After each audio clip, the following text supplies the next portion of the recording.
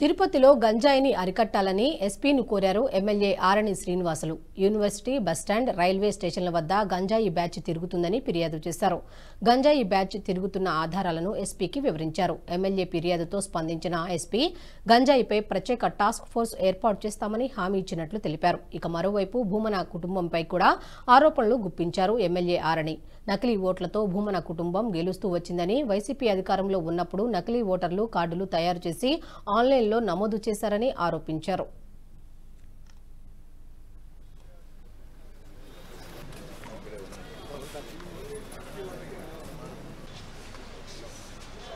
తిరుపతి నియోజకవర్గంలో ఎస్పీ గారిని కూడా ఎస్పీ ఆఫీసులో కలవడం జరిగింది.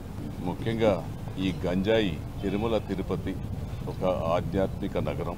ఈ నగరములో ఈ పుణ్యక్షేత్రంలో ఈ గంజాయిని పూర్తిగా అరికట్టాలని, ఎక్కడ కానీ డ్రగ్స్ కానీ గంజాయి కానీ తిరుపతిలో జరగకూడదు. ఇక్కడ కొన్ని చోట్లగా జరుగుతున్నాయి.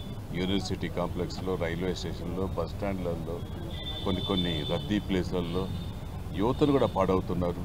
వీటిని పూర్తిగా అరికట్టాలని, గంజాయి నిర్మూలించాలని, డ్రగ్స్ని నిర్మూలించాలని గౌరవ ముఖ్యమంత్రి చంద్రబాబు నాయుడు గారిని కోరడం జరిగింది.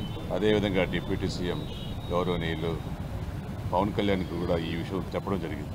ఖచ్చితంగా కూడా వీటిని ప్రక్షాళన చేస్తున్నామని చెప్పడం జరిగింది. డీజీపీ గారు కూడా దీనిపైన చాలా సీరియస్గా ఉన్నారు.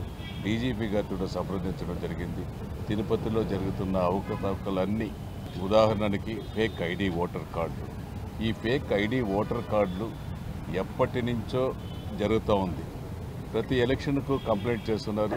ఒక 5,000, 2,000, 4,000 తీసామని నామకే వాస్తే చేసుకుంటున్నారు. ఇంతకుముందు జరిగిన ప్రభుత్వంలో ఎంపీ బై ఎలక్షన్లో కానీ, మున్సిపల్ ఎన్నికల్లో కానీ కేవలం ఫేక్ ఐడి ఓటర్ల కార్డులతోనే మాజీ ఎమ్మెల్యే కరుణాకర్ రెడ్డి కానీ, వాళ్ళ తనయుడు భూమన అవినయ్ రెడ్డి కానీ దొంగ ఓట్లతోనే గెలవడమే జరిగింది. కానీ ప్రజల పక్షాన మొన్న జరిగిన ఎలక్షన్లో ప్రజలు తీర్పు ఇవ్వడం జరిగింది.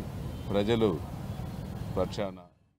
ఈ వీడియో మీకు నచ్చినట్టయితే లైక్ చేయండి, 10 మందికి షేర్ చేయండి. అలాగే కామెంట్ల రూపంలో మీ అభిప్రాయాలను మాతో పంచుకోండి. Nationalist hub group of channels ను సబ్స్క్రైబ్ చేసుకుని తెలుగునాట జాతీయవాద జర్నలిజాన్ని ప్రోత్సహించండి. ఈ వీడియో కింద ఉన్న బెల్ ఐకాన్ పై క్లిక్ చేయడం మర్చిపోవద్దు.